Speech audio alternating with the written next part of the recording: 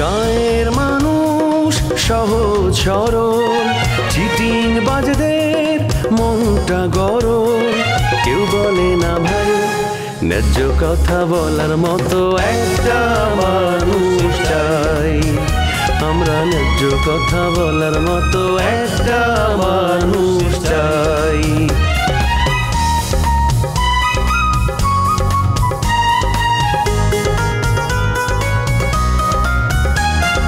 সৎ মানুষের ভাঙ্গা বাড়ি, ধান্দা বাজরা নেয় যে গাড়ি। কেমন নিয়ম ভাই, উচিত কথা বলার মতো একটা মানুষ নাই। উচিত কথা বলার মতো একটা মানুষ নাই।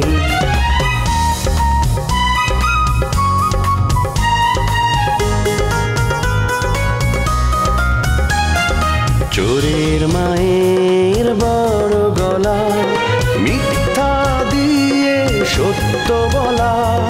ভদ্রলোকের ভাই এক সমাজেই বাস করে ভাই চিটার এন্ড জেন্টলম্যান। কি রে, কি হইছে? এত চিল্লাচিল্লি করতেছিস কেন? আম্মা শোনো। আম্মা শোনেন, আপনার মেয়ের উপরে যে ভূতের আসর আছে, মাঝে মধ্যে যে তারে ভূতে ধরে, বিয়ের আগে আপনারা আমার এই তথ্য দান নাই। আমি যে ফোন করলাম সেটা তুই বুঝলি কেমনে? তুই না আমার ফোন নাম্বার ডিলিট কইরা দিছস। সামসামি করলে সবাই দোয়া পায়। আম্মা, নিজের মেয়ের প্রতি তো তোমার কোনো মায়াই নাই। মাইয়ারে সব মায়েরে সব সময় দোয়া করে। ভবিষ্যতে চেয়ারম্যান তোমার টাকার উপর ভর করে সদরে যাব, এটা তুমি কিভাবে চিন্তা করতে পারলা? হ্যাঁ কত আমি বেঈমান চিনতে ভুল করছি। শোনেন দুলা ভাই, আপনাগো নিয়া আমি নাটক বানাইছিলাম, সেলিব্রিটি বানায় দিছি, এই কারণে আর এখন মাটিতে পা পড়তেছে না, তাই না? শুনেন, ইউটিউবে নাটক করতে গেলে এই রোমিওরেই লাগবে। ভাইজান এটা কি কাম করলো? এলাকার মধ্যে মারামারি শুরু হয়ে গেছে। রাজা এমন কি করছে তার কারণে এলাকায় মারামারি লেগে গেছে? ভাইজান পদত্যাগ করার কারণে নতুন করে ইলেকশন হইব, এখন এলাকার মধ্যে দলাদলি শুরু হয়ে গেছে। আচ্ছা, এইবার ভোটে কারা কারা দাঁড়াইব? আমিন মেম্বার, বুলেট ভাই, এমনকি শামসু ভাইয়ের নামও শুনতেছি। আমরা শামসুর পক্ষ নিব, কারণ সে রাজার পক্ষে অনেক খাটাখাটি করছিল। আমি আম্মা ভোট দিতেই যাব না। শামসু ভাই অথবা বুলেট ভাই যেই পাশ করে আসুক সেই আমাকে চেয়ারম্যান। ওমা, বুলেটে ভোট দিব কেডা? ও তো লোক ভালো না। বুলেটের বদনাম করে লাভ নাই আম্মা, আগে নিজের ছেলের চিন্তা করো। তোমার ছেলে যা আবার পাগল হইতেছে সেই খবর আছে? এই আপা, তোমার বুদ্ধি শুদ্ধি কবে হইব কও তো? নিজের আপন ভাইরে পাগল সাব্যস্ত করতেছো, ভাইজান শুনলে কষ্ট পাইব না? কষ্ট পাইলে পাক, তাতে আমার কি? আমি কি কারো ডরাই নাকি? আমার চোখে পড়ছে, এর জন্য আমি বললাম। এখনো সময় আছে, তাড়াতাড়ি ডাক্তার দেখাও। কবিতা, তুই কেমনে বুঝলি যে রাজা পাগল হয়ে যাইতেছে? তুই যুক্তি দিয়ে আমারে বুঝাইতে পারবি? বুঝো না আম্মা, দুলাভাই তারে কইছে ভাইজান পাগল হয়ে গেছে গা। আর আমার বুদ্ধিমান আপা বুদ্ধিমানের মতো তোমার এসে কইতেছে, হ্যাঁ নিজের তো কোনো বুদ্ধি নাই। না না, আমার কোনো বুদ্ধি নাই আম্মা। তোমার যে দুই ছোট মাইয়া আছে না, ওগো বুদ্ধি নিয়ে আমি চলি। তুমি তোমার দুই ছোট মায়ের বুদ্ধি নিয়ে নাচো। একদিন দেখবা যে রাজা এমন পাগল হয়েছে যে পাশের বাড়ির মানুষের অনিষ্ট করতেছে। তার আগে আমি কিছুই কমো না, সেই দিন কথা কম। কবিতা, তুই কথায় কথায় রাগ করস। আচ্ছা, রাজারে যদি এখন আমি কই যে রাজা তুই এখন পাগল হয়ে যাইতেছস, তুই ডাক্তার দেখা, ওই কি আমার কথা শুনবো? কি কওয়া বলতে বল, ভাইজান যদি এই কথা শুনে আমাকে তো ধরে মারবো। একদম সুস্থ মানুষ আমরা পাগল বানাইতেছি। দেখ, রাজা কোনোভাবেই সুস্থ না। নিশাখুরগো যেমন মাদক নিরাময় কেন্দ্রে নিতে হয়, এমন রাজারও ধরে ঢাকায় অথবা পাবনা নিয়ে যেতে হইব। কবিতা, তুই এটা কি কথা কইতেছস? হ্যাঁ, আমার ভালো বুলেটারে পাবনা পাঠাইতে কইতেছস? রাজা যদি এটা শোনে তাহলে কি করব? শোন কবিতা, ভুল কইরাও এই কথা রাজার সামনে কবি না। শুনো আম্মা, বড় আপা না কইলো আমি ঠিকই ভাইজান রে কমু যে ভাইজানের পাগল বানানোর জন্য আমার বড় আপা নিজে পাগল হয়ে গেছে। ঠিক আছে, রাজা যেমন আছে তেমনই থাক, আমার কোনো কথা বলার দরকার নাই। এই বাড়িতে তো আমার আর রমজানের কথার কোনো মূল্যই নাই। অবশ্যই মূল্য আছে, কিন্তু তোরা দুইজনে নিজেদের মূল্য নিজেরাই নষ্ট করতেছিস। ঠিক আছে আম্মা, আজকের পর থেকে আর কোনো কথাই বলবো না। ওই যে দেখছো আম্মা, একটা অবান্তর কথা নিয়ে সেখানে রাগ করলো। কি করি কও?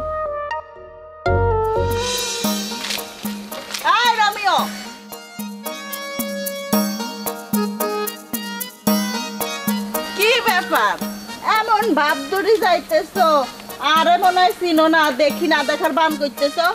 হু আর ইউ মানে আই নো ইউ মানে আমি আপনারে তো ঠিক চিনলাম না। আপনি কেডা? আপনারে কি আমি কোনোদিন টাচ করছিলাম? ফেস কাটিং দেখা তো মনে হয় না যে আমার কোনোদিন হাতের টাচ পড়ছে এই মুখে। তারপরেও কেমন জানি চেনা চেনা লাগতেছে। আপনি কেডা কোন তো? ওরে বন্ড রে বন্ড, বুঝতে হাচ্ছি আর কাছে যে 2 লক্ষ টিয়া চাইছিলি হেটাতে যে হেল মারছস, এটার লাই এখন এরকম ভাব দিচ্ছস কেন? আপনার যে এই অবস্থা আপনার বাড়িতে জানে? আচ্ছা, আপনি কে পাগলা গারদ থেকে পালায় ঠেলায় আসছেন, নাকি এই ধরনের উল্টা পাল্টা এই রোমিওরে বলতেছেন পাগল ছাগলের মতো, নাকি ডেট এক্সপায়ার গাঁজা সেবন করছেন? কোনটা? ইরোই রমিও বারে কিন্তু বেশি হয়ে গেছে। আর মাইয়া মানুষের নেশা করবো, সাগরামের একটা মাত্রা আছে। এইটা ঠিক বলছেন অবশ্য। আমি একজন কাজ পাগল মানুষ, আমারে দাঁড় করায় আপনি ভীষণ ক্ষতি করলেন। কমপক্ষে 10,000 টাকা এই সময় ইনকাম হয়ে যেত আমার। ক্ষতির কি দেখছস? ক্ষতি তোর আরো করবো। এলাকার লোকজন তোরে বাটপার হিসেবে চিনে, তোরে কাছে পাইলে একদম ফিরেন না লাগে দাওয়া করবো। বাটপাড়ির জায়গা পাস না তাই না? আমার লগে বাটপাড়ি করস? এত বড় সাহস হয়ে গেছে তোগো 2 বান্ধবীর। শোন, তোরা 2 বান্ধবী আমার নামে বদনাম রটাস প্ল্যান কইরা, তাই না বাবুস? কি আমি কিছুই জানি না, কিছুই বুঝি না? ব্ল্যাকমেইল কইরা চান্দা দাবি করস, এইগুলি কি আমি জানি না মনে করছস? একদম ভিডিও চলে আসছে আমার হাতে, দিমু একদম সময় মতো চাইরা ভাইরাল হয়ে যাবি। ও আচ্ছা, বুঝতে পারছি। তুই এখন শমশের সাহেবের চামচা হয়ে আইছো কেন? দুষ্ট লোকের একটা তালিকা করা হয়েছে, এটার মধ্যে তোর নাম সবের আগে রয়েছে। আরো খুশির খবর আছে তো জন্যে। এইরকম অর্ধবয়সী একটা মানুষ রে যে ব্ল্যাকমেইল করে টাকা দাবি করস তোরা, এর জন্য তোগু নামে তো মামলা হয়ে গেছে। খবর রাখোস কিছু? আরে হুন, শমশের সাহেব হচ্ছে আনগো 2 বান্ধবীর বন্ধু মানুষ লাগে, বুঝছি। এ আনগো নামে কোনো কথাই কইতো না।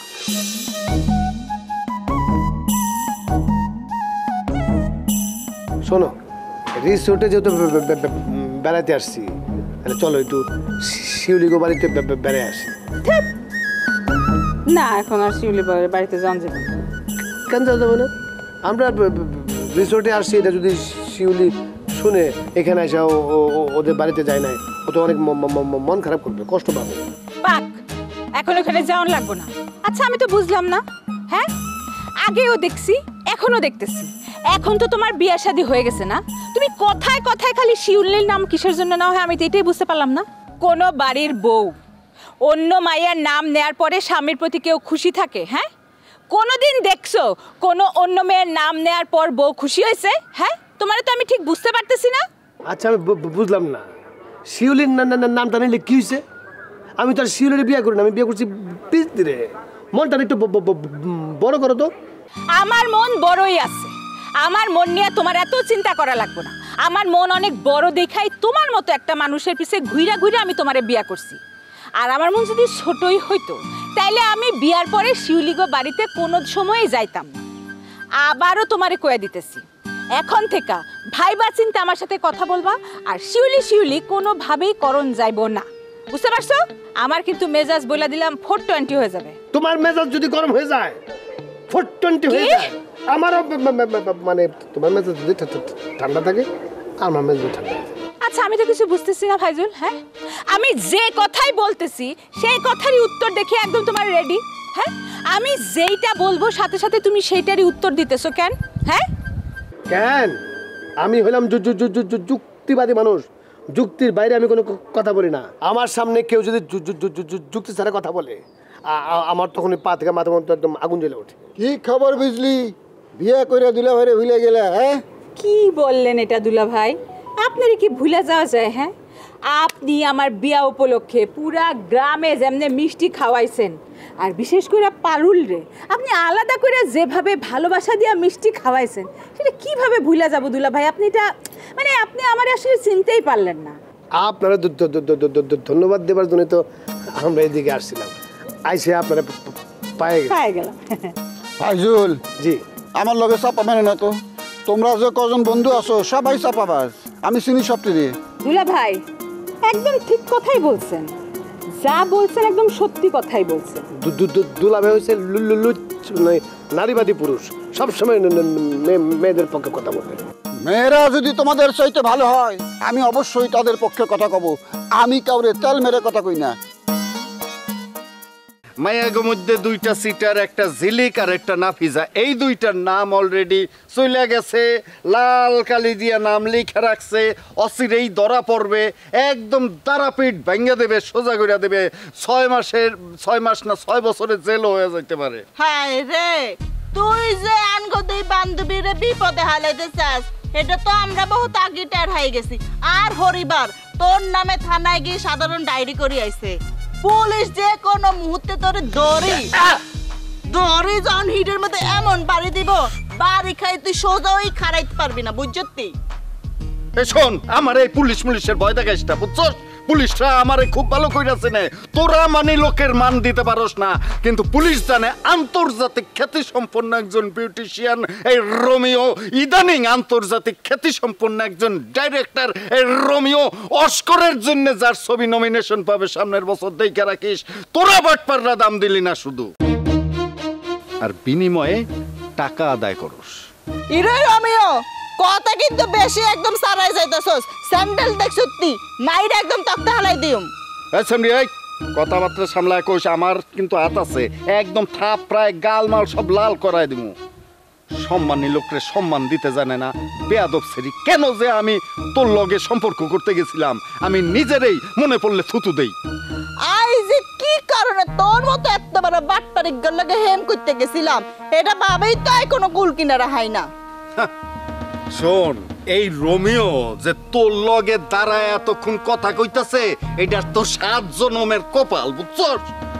শোন, ফারদার আমার সাথে আর কথা করার চেষ্টা করবি না, পার কথাকার, এতক্ষণ কথা কইছি এইটাই বেশি। আরে যা যা, আবার আইসা আপনাকে কথা কইতে, এমন কিল দিব হিডের উপরে একদম মাটিতে পড়বো না গাও, যত সব পাগল কোরআনকার, আর দিনটাই একদম মাটি করে দিছে। এখন কও তোমাকে সংসার কেমন চলতেছে? খুবই ভালো চলতেছে দুলা ভাই। আপনি আমাদের জন্য দোয়া করবেন যাতে এইরকম করে ভালো মতো আরো দিনগুলা কাটাইতে পারি। না, যেভাবে বিজলি বলতেছে অত ভালো চলতেছে না। কেমনে চলবো ভালোভাবে, কেমনে চলবো? বিজলির মতো একটা মেয়ে তোমার মতো একটা ফোলার লাগে যে সংসার করতেছে, এইটাই তো বেশি। বিজলি অনেক স্যাক্রিফাইস করতেছে বলে তোমার লাগে সংসার চলতেছে, বুঝছো কথা আমার? আরে দুলা ভাই, আপনি তো আমার মনের কথাটাই বলে দিলেন। আপনি এত কিছু জানলেন কিভাবে? হ্যাঁ, আপনি কি অন্তর্যামী নাকি? হ্যাঁ, মনের সব কথা আপনি দেখি বুঝা ফেলাইতেছেন। শোনো, পুরা গ্রামে আমি রাডার ফিট করে রাখছি, পুরা গ্রাম সিসি ক্যামেরার আওতাভুক্ত, বুঝছো? ভালো থাকো, আসি, খোদা হাফিজ। দুলাভাইয়ের সামনে আমার বদনামটা না করলে পারত না? কোনটা বদনাম? তুমি যেসব কাজ করো তার তো কিছুই বলি নাই, আবার দেখি মুখে মুখে কথা কইতেছো। তোমার নামে কি এমন কথা বলছি যে তোমার একদম গায়ের মধ্যে লেগে গেল? হ্যাঁ, তোমারে যেটা বলছি সব সময় সঠিকভাবে ঠিকঠাক মতো চলবা, বুঝছো? উল্টা পাল্টা কোনো কিছু করবা না। না, তা করবো কেন? আমার মতো একটা জ্ঞানী লোক তোমার হাঙ্গা করে আমি অজ্ঞানী হয়ে গেছি। এখন তোমার কাছে আমার শিখতে হবে কোনটা ভালো কোনটা খারাপ, শিখাও। আমি এখন কি করব? হাইসে গেছি, বিয়ে করছি না আমি। হাইসে গেছো মানে?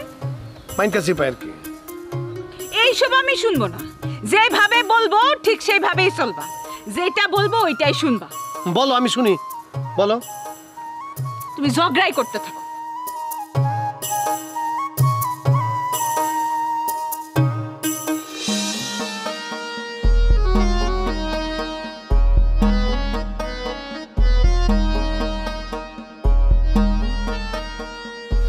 কি ব্যাপার, মানে এত দূরে দূরে কেন?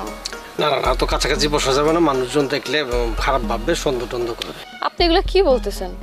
আপনি লোকজনটা কি ভয় পান নাকি? লোকজন উল্টা আপনারে ভয় পায়। আচ্ছা যাই হোক, আপনার হাতটা একটু ধরি। আরে বাবা, এইভাবে হাত ধরে না তো, মানুষজন দেখলে যে আর আমি একজন যুবক ছেলে, তুমি একটা ইয়াং মেয়ে, এইভাবে হাত ধরলে আমার আমার আমার ঠিক থাকা যাবে না। তোমার কিন্তু সুবিধা মনে হইতেছে না, তুমি মানে এইভাবে হাত ধরতেছো কেন? মানে মতলবটা কি তোমার? শোনেন, আমার মতলব কিন্তু খারাপ না। আমি হলাম গ্রামের মেয়ে, একটু যদি আপনার সাথে ঘুরি ফিরি, একটু হাতটা ধরি, তাহলে কি সমস্যা হয়? আপনি কিন্তু আমার ভুল বুঝতেছেন। যেন তুমি বাড়ি যাও তো, তোমার সাথে যদি আমি বৈশা এই ধরনের কথাবার্তা বলি, ঘোরাফেরা করি, তাহলে আমার মনটা আসলে একটু নরম হয়ে যেতে পারে। দেখো, আমি কিন্তু শক্ত মনের মানুষ, আমার এই শক্ত মনটারে তুমি নরম করে দিও না। আমি তো এইটাই চাই, এই শক্ত মনটারে নরম করতে চাই, এটাই তো আমার চ্যালেঞ্জ। আর আমি তো সেই অপেক্ষায় আছি। পারবা না, আমার মনের মধ্যে একজনই আছে। আমি কি দেখতেছি? শামসু ভাই, সামনে তোমার চেয়ারম্যান ইলেকশন না? তুমি জানো এখনকার জনগণ শিয়ান হয়ে গেছে গা, জনপ্রতিনিধির উপরে সবসময় খালি ক্যামেরা ফিট করে রাখে। এক ওই যে কি ভাইস চেয়ারম্যান, এই ভাইস চেয়ারম্যান উল্টাপাল্টা জিনিস খায়া, কাপড় চোপড় উল্টাপাল্টা পইরা এক গেদিক নিয়ে এরকম ব্যাংক ড্যান্স দিছে। একটু এই দেশে এমনভাবে ভাইরাল হয়েছে যে মনে করো যে ওই লোক আর ভোটের দ্বারা হারবে কিনা সন্দেহ। আর তুমি চেয়ারম্যান হওয়ার আগেই নাকি শুরু করছে? আগে যদি কলঙ্ক মলঙ্ক সরে যায় তাহলে পাবলিক তোমাকে ভোট দিব। জিনু কাকা, আপনি কিছু মনে করেন না। আপনি বসের কাছ থেকে আপাতত 6 মাস দূরে থাকেন, ঠিক আছে? বসের আগে ইলেকশনে পাশ করে আনি, তারপর আপনি বসের উপপত্নী হিসেবে আপনি প্রক্সি দিন, আমরা কেউ প্রতিবাদ করব না, নাকি? হ্যাঁ, এটা ঠিক আছে।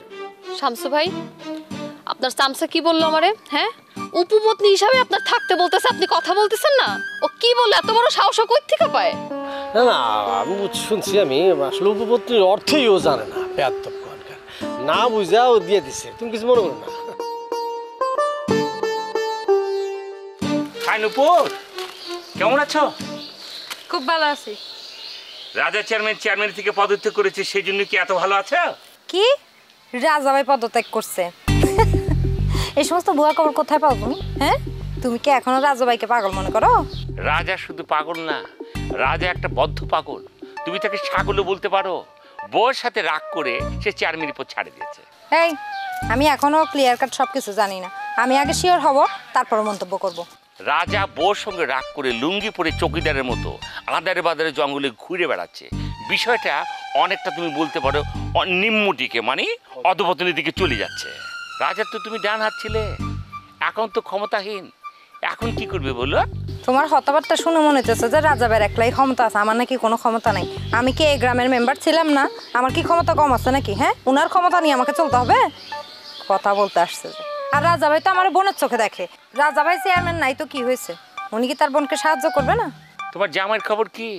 সে আয় ছিল শুনলাম, তোমাকে নেওয়ানোর কথা বলে সে নাকি ভাইকে চলে গেছে। তোমাকে নিয়ে না আমার অনেক টেনশন হয়, চিন্তা হয়, জানো? তুমি আমাকে নিয়ে এত চিন্তা কেন করতেছো? হ্যাঁ, আমি তো তোমাকে আগেই বলেছি যে আমাকে নিয়ে তুমি এত চিন্তা করো না। চিন্তা না করে পারে না, তুমি আমার কাছের মানুষ ছিলা। হুট করে আমার মাথাটা বাড়ি দিয়ে আরেকজনের সঙ্গে ভাইগে গেলা, বিয়া করলা, এইটা কি করলা? আরে বাবা রে বাবা, এই পুরানো গীত বহুত শুনছি, বুঝছো? এখন আর মজা লাগে না এগুলো। নতুন কোনো গীত আছে? তাহলে গাও, শুনি। অন্য কথা আছে, তবে যে কথায় আছি সেই কথাটাকে শেষ করিলে তোমার জামাই আবার যদি তোমাকে রাইকে চলে যেতে চায়, তাহলে ওকে আমি বাইন্ডে রাখবো, কোনো কথা হবে না। শালা কয়েকদিনের জন্য রিসোর্টে আইসে ভ্রমণ হয়ে মধু খেয়ে চলে যাবে, আর ওকে এভাবে মধু খাইতে দেব না। আমার জামাইকে বেঁধে রাখার দায়িত্ব তো আমি তোমাকে দেইনি। শরীফকে নিয়ে আর একটা ফালতু কথা তুমি বলবে না, একটা শব্দ তুমি করবে না। আমি বলবোই, তুমি বিয়া করবে, স্বামীর বাড়ি যাবে না, তার ঘর করবে না, তা হবে না।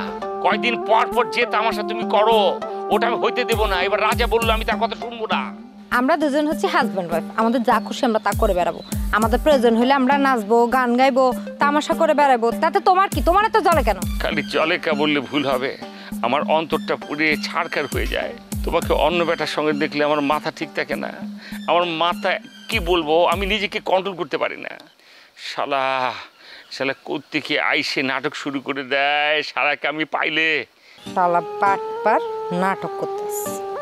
তুমি যদি বেশি বাড়াবাড়ি করো না, তাহলে তোমার নামে থানায় জিডি করবো। থানায় জিডি করলে আমি তোমাকে একটা ভালোবাসার গান শোনাবো, একটা সিন ক্রিয়েট করবো, পুলিশ আসবে, আমাকে ধরে নিয়ে যাবে, আমাকে জেলে পুড়বে, তারপরেও আমি তোমাকেই চাইবো, আমার কিছু করার লাইকো। আরে কি যন্ত্রণা! এ বদমাশটার সাথে আমি কথা বলতে চাই না, তারপর পা পা দিয়ে এসেও কথা বলতে চাই। এই বজ্জাত, তোর কি লজ্জা শরম নাই? লজ্জা আমার আছে, ওই লজ্জাটা তোমার নাই। নাহলে যেই লোক তোমাকে বিয়ার কথা বলে বিয়া করে আবার ঘরে তুলে না তাকে লাথি মেরে আমার কাছে চলে আসতে পারো না? চুপ, একদম চুপ থাক। তোর সাথে আমি মরে গেল কোনোদিন লাইন মারবো না, বুঝছস? এই আশা সব সারা জীবন স্বপ্ন দেখতে থাকিস, হারাম যাবে। ওই চেংড়ি, একদম দেমাগে বাঁচি না, শরীর তোকে জীবনে ঘরে তুলবে না, আমার ঘরে তোকে আসতে হবে, কথাটা মনে রাখিস।